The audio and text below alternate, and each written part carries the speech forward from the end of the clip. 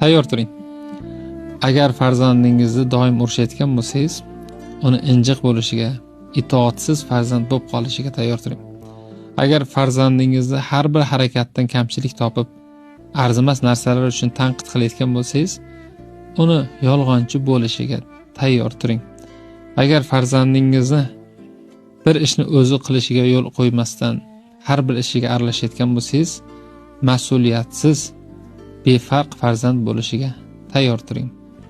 Agar farzandingizni yaxshi bir ishlarini, muvaffaqiyatlarini rag'batlantirmayotgan bo'lsangiz, dangasa farzandi otasi onasi bo'lishiga tayyor turing.